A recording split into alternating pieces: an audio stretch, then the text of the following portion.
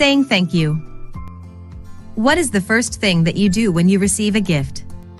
Do you play with it or eat it? The first thing that Jaira does is to write a thank you letter.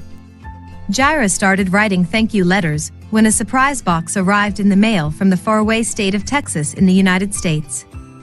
Jaira and her two older brothers are Filipino missionary kids in the Marshall Islands, and their parents teach at a Seventh-day Adventist mission school.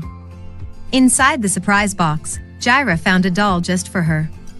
She immediately wanted to play with it, but Father stopped her. We thank the Lord for these gifts, but at the same time we remember that the Lord gave them to us through Grandpa Bob in Texas, he said. You guys have to write thank you notes to Grandpa Bob. Jaira looked puzzled.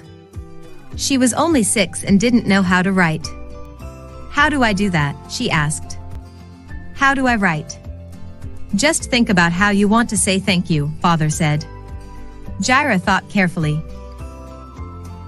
She looked over at her oldest brother, Jan, who was already writing a letter on a piece of paper.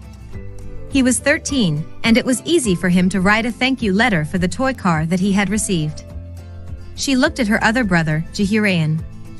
He was 8 and also already writing something about the toy car that he had received. What could she write? Suddenly her eyes lit up. She turned to Father, sitting on the couch. I can draw a picture, she said. That's a good idea, Father said. You can say thank you any way that you want. Holding her new doll in one hand, Jaira used the other hand to draw a big red heart. Then she drew several smaller hearts. At the top of the paper she carefully wrote her name, Jaira. Now Grandpa Bob would know that she was very thankful for the doll. The next month, another box arrived. Grandpa Bob had heard about the family's missionary work through mission stories in the Mission Quarterly and wanted to help. He put money in the Sabbath school mission offering every week, and he gave something extra when a 13th Sabbath offering was collected to help her school. But he wanted to do more, so he began to send boxes every month. Every month a new box arrived, and every month Jaira and her brothers wrote thank you letters. A year passed. 2 years. 3 years. Jaira didn't really like to write letters at first, but it became easier as she wrote every month.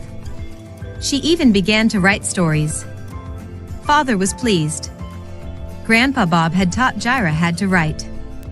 He had sent so many boxes that she had learned how to write through thank you letters.